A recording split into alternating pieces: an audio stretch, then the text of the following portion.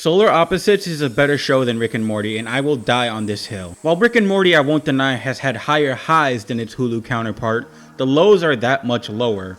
Whereas Solar Opposites has managed to remain consistently good from its start to its 6th season that, as of the time of this recording, is set to release this month. Now, as for how they've managed to achieve that, we can break this up into a few categories.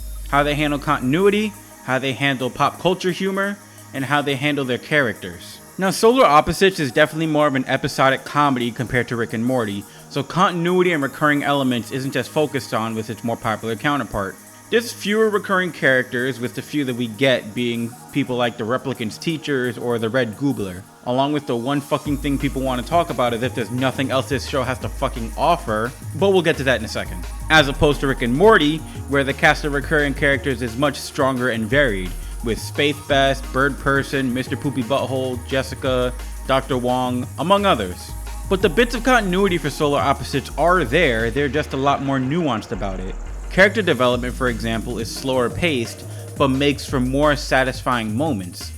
Like the way Terry and Corvo's relationship developed from just being teammates to being lovers. Or how about Terry going from calling them the Solar Opposites as a quirky little nickname to Opposite becoming their legal family name. Would you stop saying that? What does that even mean? Well, I just think we should be called the Solar Opposites. No, that's stupid. It's official. The Solar Opposites finally get along. All the lyrics to every Daft Trunk song ever made, because I, Yumulak Opposites, am a huge Daft Trunk fan. Listen up, Opposites. In Rick and Morty, the character development is there, but it is much slower, and in so few moments, you almost barely notice it.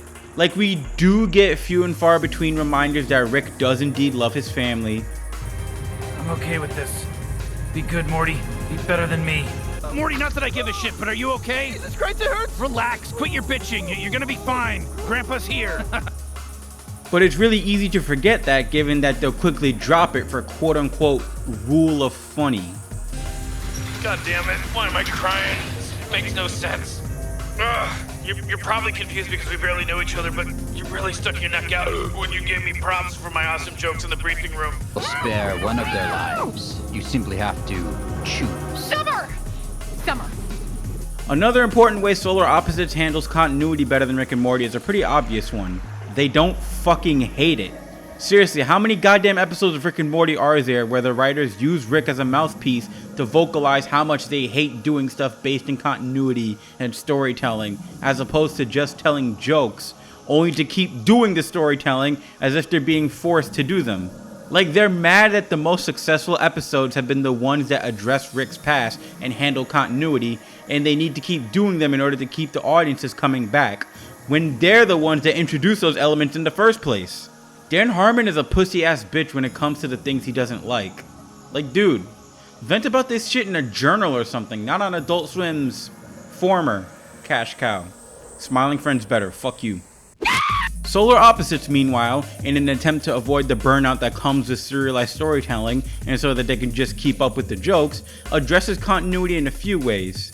Like I said, they keep their continuity slower paced so that they can keep the focus on jokes while still allowing themselves character development. And it never feels like the writers are resentful over having to do it, because they don't piss and moan and whine about it every chance they fucking get. And of course, the one thing that anyone who has watched Solar Opposites comes away talking about: the wall. Now, I've always preferred the stuff outside the wall rather than the stuff in the wall. The wall is enjoyable, don't get me wrong, but after a while, I've gotten a bit comfortably numb with it. It's on thin ice for me, full of empty spaces and young lust, so it's about time I take one of my turns and put this story on trial rather than waiting for the worms. Okay, fine, I'll stop. Hey you, don't leave me now. I know I'm on thin ice, so don't run like hell. Is there anybody out there? I guess there's nobody home. The show must go on. Another Brick in the Wall Part 2. Okay, all joking aside, the wall is one of the Solar Opposites' strongest aspects, and it allows the creators to have serious dramatic storytelling because they keep it in the background. For most of the episodes, we'll get an A plot and a B plot surrounding the Solar Opposites and whatever they decide to do, while every now and then they'll cut to the C plot of the tiny humans Yumulak traps inside the giant wall maze, their tiny society, and the internal drama that comes with it, before usually converging into a single episode per season dedicated to the wall, where the solar opposites are pretty much a non-factor to the plot. They also introduced a second serialized aspect early on with the Silver Cops, where some guy that Terry and Corvo launched into space ends up joining this galactic police force that is heavily negative biased towards Slorpians. You're a Slorpian? Oh yeah, me and my whole team here, our homeworld was hit by a... I need backup, now! Let me up right now! Unhand me! It's an interesting idea and I enjoy it a lot, but I'll be damned if it doesn't make things a bit bloated at times with two serialized stories running along the main stuff, even if all of these plot points will inevitably converge. All that said, by segmenting their serialized stuff this way, they can keep the focus on the episodic joking and minimized canon with the opposites, while still being able to tell gripping stories that come with the serialized format, taking advantage of the best of both forms of storytelling. Speaking on jokes, their usage of pop culture humor makes Rick and Morty's writers look like a cheap-ass Joss Whedon knockoff. A lot of the references that Rick and Morty make feel like references for the sake of jokes. That is to say, they are a joke because reference, not because they're actual jokes. Care about high schoolers. This is a Quado from Total Recall.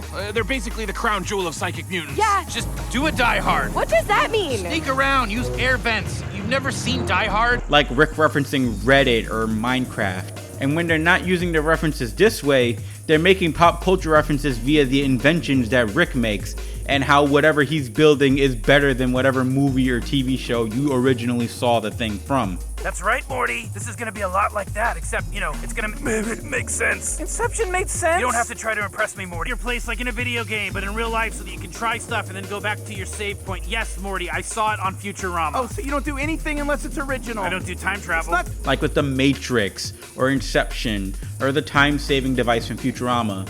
And again, we go back to that vindictive attitude from the writers who see themselves as above certain media and punch down at it.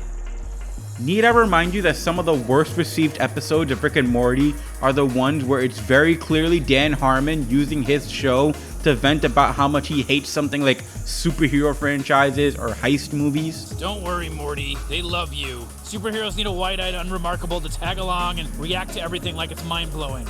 Meanwhile, the solar opposites pop culture references may be about as random as Rick and Morty's at times, Yellow one. Oh, I'm such a forgetful freaky Muniz. That's not a joke. He had a serious head injury. but they serve a greater purpose.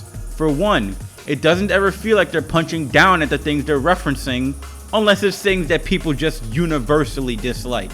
For another, the constant references are the way solar opposites communicate. Being a bunch of aliens who have very little regard for humans, except for Terry, who's drenched himself in everything trashy, from food to media to people, their only frame of reference for how humanity operates is through the media they watch. Okay, shit. Okay, I'm starting to feel like we might be trapped in a Wicker Man. The movie, not the guy who upsells us at Pier 1 Imports. Personally, I think we're trapped in Midsommar. It's What pronounced is that? Midsummer. That's just a millennial-dusted Wicker Man remake. Nah, we're into the Truman Show. Doesn't matter what movie we're trapped in. That's why they're so careless with how they treat other people. On top of just plain having no regard for human life, they're living out fantasies and assume things will pretty much turn out exactly how the things they're mimicking turn out, until they don't. And when someone tries to explain to them why what they're doing is wrong, more often than not, they use pop culture to explain it because that's the only way to get through to the opposites. Okay, it's official. The solar opposites are getting Puper into Burberry Academy. Just because you do a little aside like that doesn't mean we can't hear you. What? So Solar Opposites has a better approach towards continuity and towards their connection to pop culture. How about their characters? Well, I find most of them to be stronger than Rick and Morty's. Don't get me wrong, Rick and Morty are fantastic characters with genuine depth and emotion to them. The problem is that there's no real consistency to it.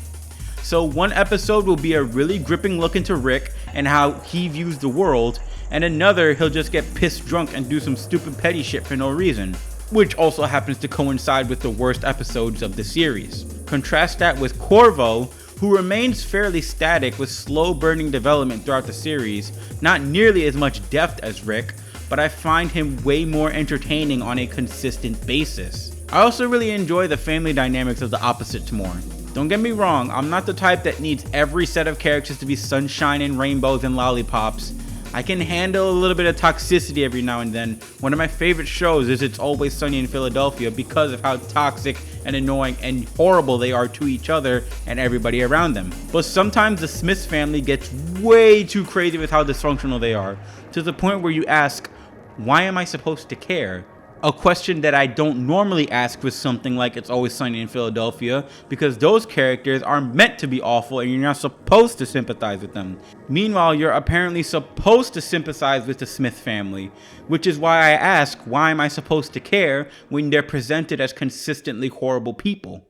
The opposites, on the other hand, feel more like one big happy found family the more the series goes on. They start off as just a team, almost as dysfunctional as the Smith family, but the more they acclimate themselves to humanity, the more they become more, well, human.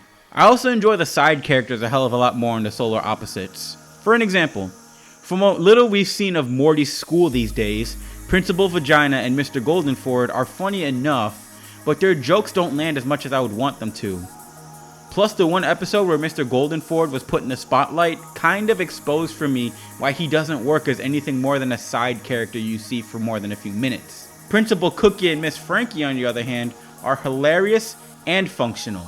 Not only do I find their time disciplining kids with sexual arousal funny, they actually serve purpose in multiple episodes, hounding Yumulak and Jessie for their shenanigans they get up to being aliens. They're also the ones who steer the opposites more in the direction of becoming an actual family when they point out that the pupa needs structure in his life and the opposites treat him more like a child than a terraforming bioweapon.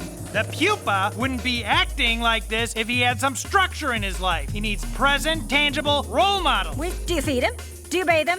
Do you lay in bed at night and worry he's gonna get run over by a car or kidnapped by a pervert? No, I worry he's gonna get kidnapped by a car and run over by a pervert, but now that I'm saying it out loud, yes. Then, honey, you are parent. Another way the Solar Opposites is better as approaching characters is the way they approach alien life forms. Now, given Rick can travel between dimensions on a whim, you're going to see a myriad of aliens. Almost too many aliens, with none of them being given any concrete rules or structure to how their race operates. Even the important ones like the bird people or the Gromplamites. Meanwhile, the Solar Opposites don't space travel like that, with the only time we see other aliens being during the Silvercop segments. However, since they don't travel through space that often, that gives the writers more time to actually develop the only species of aliens that really matters in this show, the Schlorpians. We get tons of interesting info on their culture, their technology, their biology. I honestly prefer getting to know a lot about these plant-based little fucks than if we had a ton of cool-looking aliens but know pretty much nothing about them. The Solar Opposites may have come and went with only 6 seasons and 4 holiday specials, as opposed to Rick and Morty's metric fuck ton of seasons, merch, cameos and other media, cultural significance, and weirdos obsessing over IQ points and McNugget sauce. But there's one thing that the Solar Opposites has over Rick and Morty: consistent quality writing. Consistently good humor that'll make people laugh without appealing to dumbass Reddit humor half the time. Pop culture references that actually respect pop culture and isn't an excuse to vent about the things they hate. Consistently written and utilized characters, and a proper mixture of episodic and serialized elements without having to resent the audience for enjoying either one. That's right, I'm the one that's been talking the whole time. I'm the one holding the pupa. My name is Crit. This is my channel. I just dropped the pupa. Do you see me? This is ridiculous. I hate Earth. It's a horrible home. Why do people pay for YouTube Premium? I'm sorry, I'm not going to give the company that's supposed to be paying me more of my money to steal my ad revenue.